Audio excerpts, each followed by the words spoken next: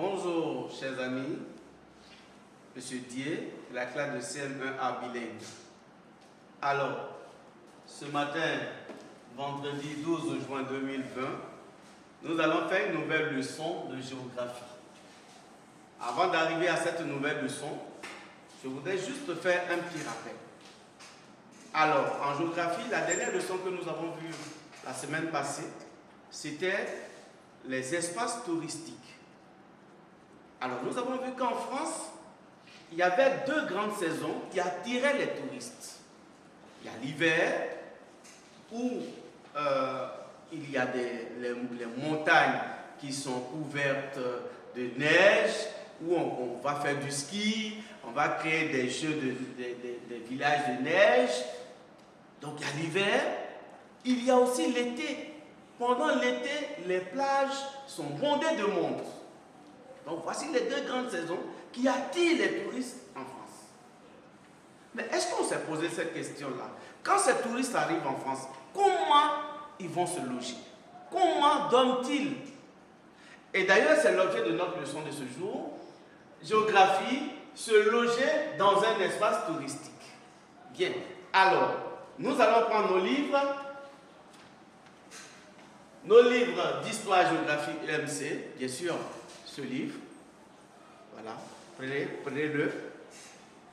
C'est fait. Bien. Allons aux pages 134, 135. Voilà. Page 134, 135. Nous y sommes. Bien. Regardez un peu. Regardons cette première image. Celle-là.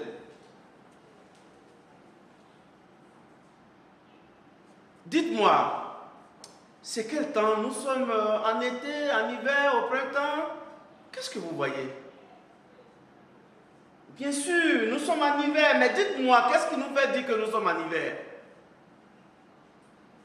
Très bien, la neige partout, des villages de ski et tout ça.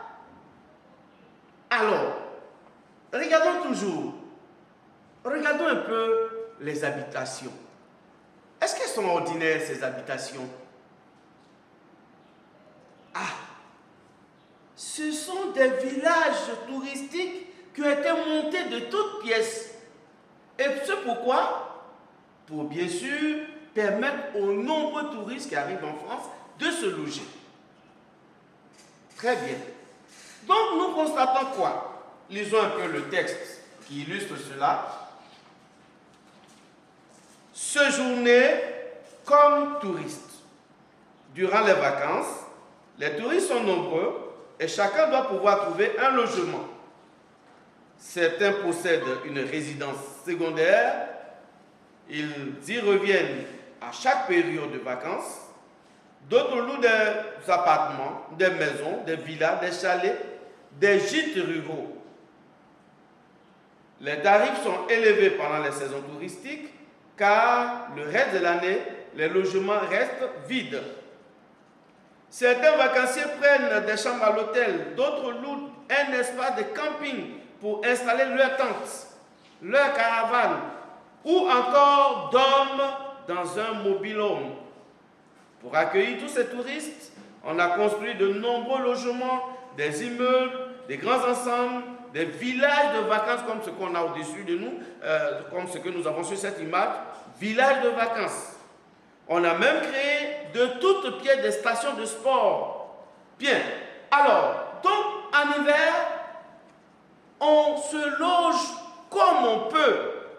Il y a des gens qui louent des maisons et qui n'habitent pas et ils y retournent pendant les saisons touristiques. C'est merveilleux. Regardons un peu. Regardons cette image, ces images, les deux.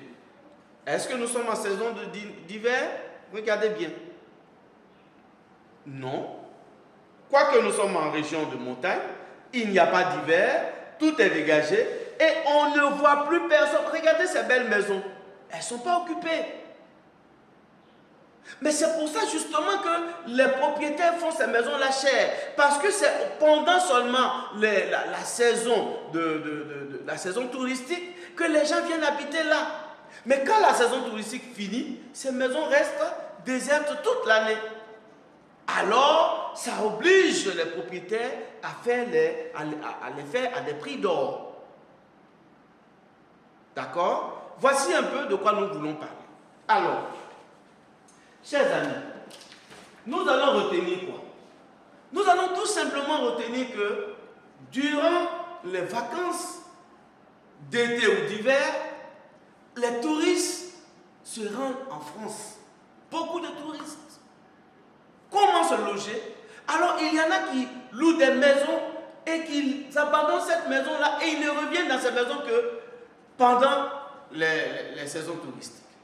D'autres viennent, ils louent des villas, des chalets, il y en a même qui mettent des tentes pour dormir. Il y en a même qui montent des villages touristiques de toutes pièces.